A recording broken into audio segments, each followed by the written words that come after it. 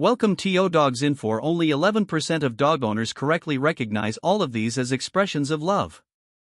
11%. That means most people are being told, "I love you," every single day, and they just don't know how to hear it. Your dog has been speaking to you since the moment they walk through your door. Not in words, in behavior.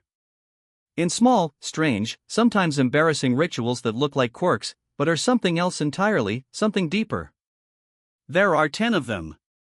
10 behaviors that science has now confirmed are your dog's way of saying the one thing they cannot say out loud. Stay until number 7. It sounds like the strangest behavior on this list, maybe even the most awkward, but it is actually the most intimate thing your dog can do. And once you understand it, you will never see your dog the same way again. Number 1, your dog follows you to the bathroom. You close the door and they sit outside it. Or you leave the door open, as many of us do eventually because resistance is futile, and they walk in circle twice and settle on the bath mat like they own the place. Like this is completely normal. Like of course they are here with you. Most people call it clinginess. A few call it separation anxiety. But what the science tells us is something far more tender than either of those words. In 1998, a researcher named Toll published a landmark study in the Journal of Comparative Psychology. He placed 51 dog owner pairs in an unfamiliar room and watched what happened. What he found was something that until that point had only been documented in human infants. The dogs used their owners as a secure base.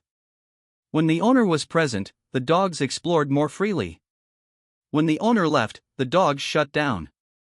When the owner returned, they sought contact immediately.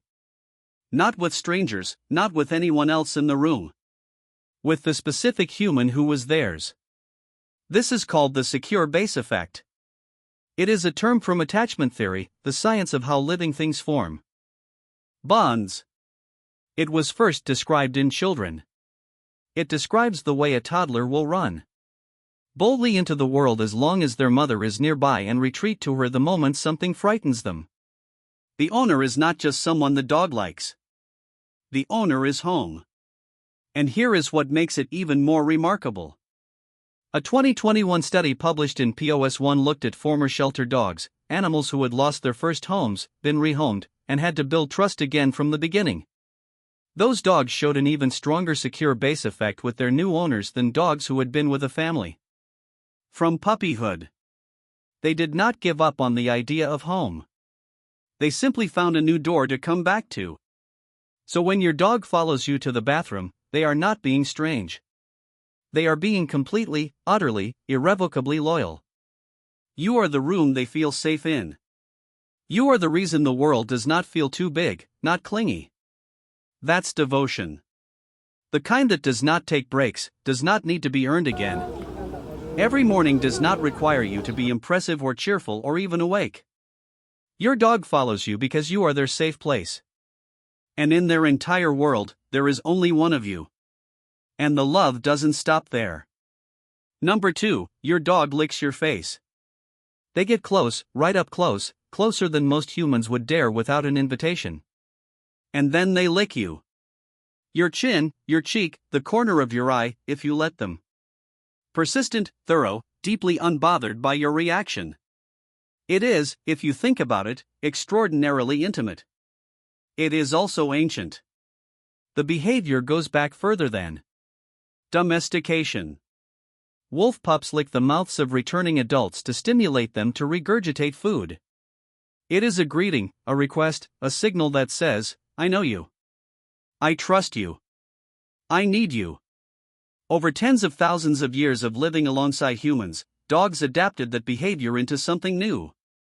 The food request became a greeting. The greeting became an expression, and the expression became love. In 2015, researchers published a study in the journal Science that changed how we understand the gaze between dogs and their owners. They found that when a dog and a human look into each other's eyes, both experience a rise in oxytocin, the hormone associated with trust, bonding, and maternal love. The same neurological loop that fires between a mother and her newborn child fires between you and your dog. Face licking triggers that same closeness, that same chemical warmth. Your dog is not just greeting you, they are deepening the bond. Every single time. What does that make a lick on the cheek? Not slobber. That's a love letter written in the oldest language on earth. Before words existed, before we had names for what we felt. Your dog is saying something that has no translation. But you already know what it means. But they have more than one love language. Number 3, the full body lean. You are standing in the kitchen or sitting on the couch or just pausing for a moment in the hallway and your dog walks over, presses their entire side or their full weight against your leg and just stays there solid, warm, completely unhurried. It looks casual. It is not casual. Touch releases oxytocin in dogs the same way it does in humans. Researchers have documented what they call a touch-oxytocin loop. Physical contact raises the hormone which reinforces the desire for more contact which raises it further. When your dog leans into you, they are not just resting. They are entering that loop intentionally. They are choosing to be close to you in the most direct way their body allows. Because dogs cannot wrap their arms around you. They do not have that option. But they have this. They have their weight, their warmth, their whole self pressed against yours. That is the hug they are offering. That is the only way they know how to offer it. Not leaning on you. That's an embrace. The kind that needs no explanation, asks for nothing in return, and says more in 5 seconds of contact than most words ever could. What is your dog's name? And when was the last time they leaned on you when you needed it most? Tell me in the comments. And if you stay until the end of this video, I will share one small thing you can do tonight that most owners have never tried and your dog will feel the difference immediately. And then there's the gift they bring you. Number 4, your dog brings you their toy. They trot over with something in their mouth. It might be a rope, a squeaky duck, a tennis ball gone gray with age. They drop it at your feet or press it against your knee and look up at you with an expression that contains both hope and tremendous sincerity. You might think they want to play, and sometimes they do, but often they bring the toy and do not chase it when you throw it. They just offer it. And wait, animal behaviorists have a term for this gift bringing. And there is something happening beneath it that is worth sitting with. That toy is their most prized possession. Not in a vague sense, in a deeply literal one. In the wild, objects worth carrying are objects worth protecting. A dog that brings you their toy is not playing a game. They are sharing the thing they value most with the being they trust most. There is also something called displacement behavior at work.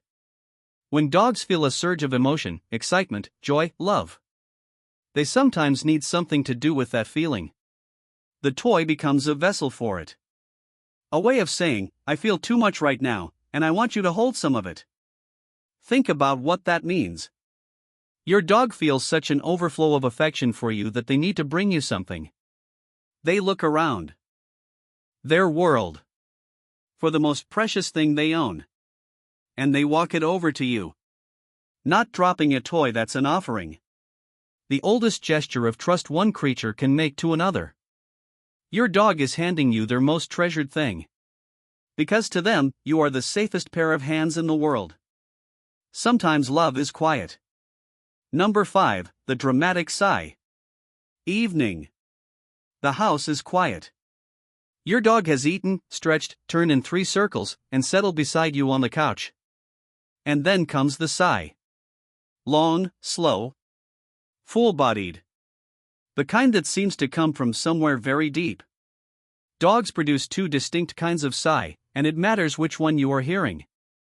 A sigh that comes when a dog has been hoping for something. A walk, a treat your attention, and has given up hoping is a sigh of mild disappointment.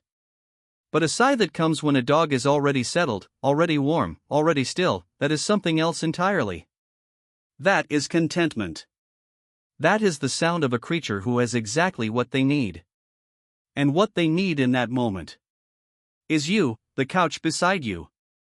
The warmth of the room you are in, the simple, uncomplicated fact of your presence. A sigh beside you on the couch is the purest review your life has ever received. Your dog has assessed the entire situation. The softness of the cushion, the smell of the air, the sound of your breathing, and has concluded, yes, this is good. I am exactly where I want to be. Not a sigh, that's a verdict. And the verdict is love, and when the world calls them away. Number 6. Howling at Sirens. The sound comes from outside an ambulance, a ferret truck, something wailing in the distance, and your dog throws their head back and joins it. Full voice, completely committed, possibly right next to your ear. It is loud. It is startling. It is also, according to research published on PubMed, an ancient response to what scientists call a supernormal stimulus. Wolves and dogs hear certain frequencies, particularly the rising wail of emergency sirens, and their nervous system registers it as a long distance pack call. Something out there is signaling, and they answer. But here is the part that matters for you. Watch what happens after the siren fades. Your dog stops howling. They look around the room. They find you and they settle. They always come back. Back to you. Back to this room. Back to the quiet that only exists because you are in it. The siren called them for a moment into something older than both of you. Some memory of open land and distant voices. But home called them back. Not howling. That's a journey they always return from. And the place they return to is wherever you are. And now the behavior most people laugh off. Number 7, the crotch sniff. Here it is. The one you were waiting for. The behavior that clears a room at parties, that makes every first-time visitor go wide-eyed. That has probably caused you some embarrassment you would rather not revisit. Your dog walks directly up to someone. Sometimes a stranger. Sometimes you, after you have been gone for an hour, presses their nose into the most private area of the human body and inhales with the focused dedication of a scholar. It is mortifying. It is also, as it turns out, one of the most intimate acts of recognition one creature can perform on another. Research in Frontiers in Veterinary Science documented what the canine nose can actually do. 300 million olfactory receptors compared to 6 million in the average human. Hundreds of specialized cilia in each receptor cell, and a secondary olfactory organ, the vomecyl organ that detects pheromones. The chemical signatures that encode sex, age, health, emotional state, and recent history. Your dog is not just smelling you, they are reading you. A 2019 study in Applied Animal Behavior Science by Duranton and Horowitz found that scent-based engagement produces measurable positive cognitive bias in dogs. What researchers call an optimism indicator. When a dog is actively sends something that matters to them, their brain enters a state associated with reward, curiosity, and well-being.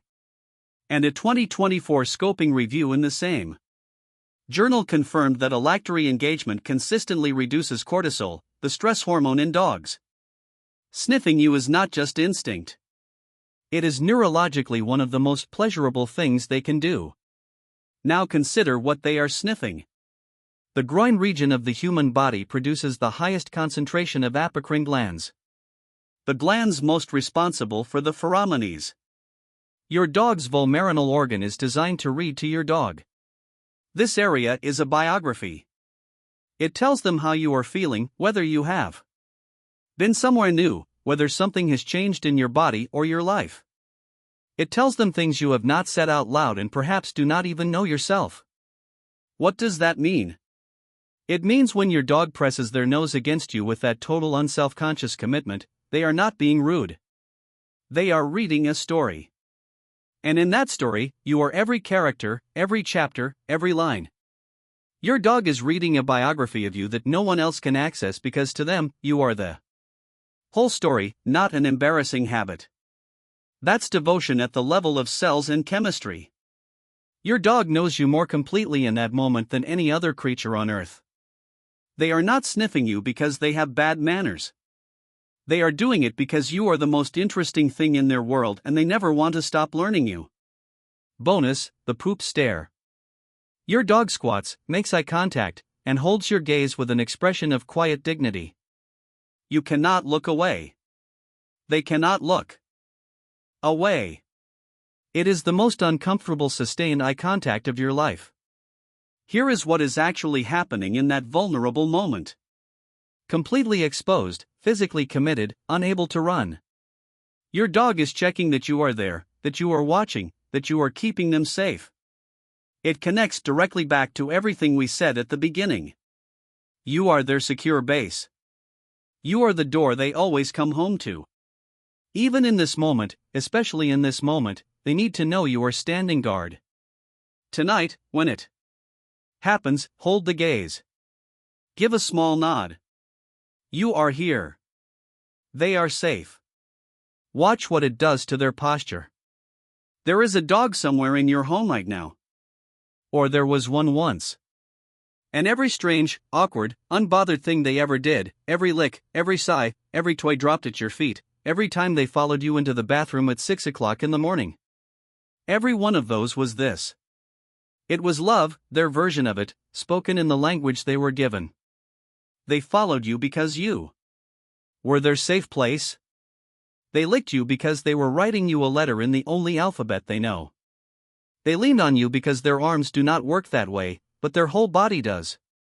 They brought you their most precious thing because you are the only one they trust with it.